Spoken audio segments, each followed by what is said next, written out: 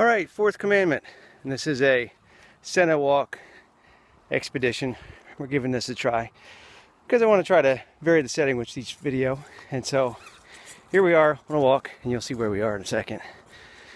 So Fourth Commandment, and I guess maybe I should say, hey kids, this one's for you. Yeah, in fact, I remember the first time I learned a small catechism, and I was like, what? This commandment is just for kids? Honor your parents? That doesn't seem quite right. I thought this was like stuff you're supposed to learn when you're a grown-up. Well, that was what went through my little head. Still kind of makes you think a little bit. First three commandments seem very interesting, that they would be for maybe more adult or mature people in faith. And then we get to the fourth commandment, and it's honor your parents. But then I realized, foolishly, that my parents had parents. They're called grandparents, but they're their parents. They weren't my parents, but they were theirs.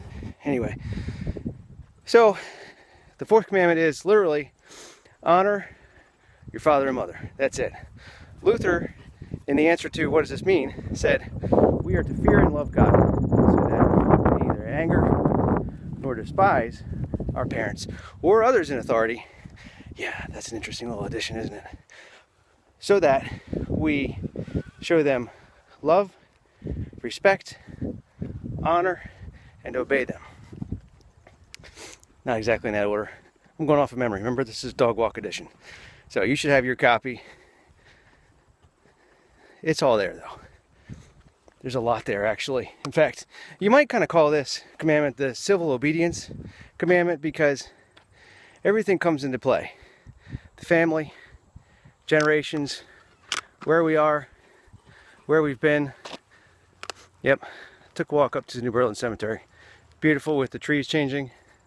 It's a beautiful fall afternoon. Makes you appreciate all that God has done, the beauty of God's creation, all those that have gone before us, and all those that inspire us, and those that are given authority, called by God to take care of us and do good things for us. That's the meaning for the commandment in basics, right? The family is the basic building block of life. Whether you have kids or not, whether you're single or not, society needs respect for parents and those in authority. So it's kind of an interesting way to look at our reality, right? Who's in authority? It's not just our parents, but that's an important start to consider. How much do we love, respect, honor, and serve our parents? How much do we influence others to do so? I would argue that right now, there's a lot of indecency in society. There's a lot of just downright nastiness. We're at this point in the political cycle where we are at the 100% mudslinging stage, as I would like to call it. And I know there's a lot of other people that feel the same. When you look at the polls, everybody's going, what am I supposed to do? Now, if you've already made up your mind, great.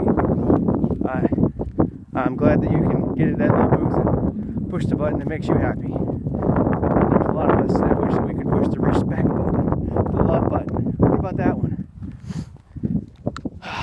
Well, sometimes you have to do things like this, though. You have to take a break. You have to allow your parents to take a break. Those within authority, you have to give them, you have to honor them. You have to give them the space. And you have to take care of them. That's what basically the fourth commandment is. I mean, think about it. To honor your parents, honor is kind of an interesting word, isn't it? I mean, honor is one of those words where you really have to consider time and space. You have to give them what they deserve. You have to give them an appreciated reality of who they've been for you.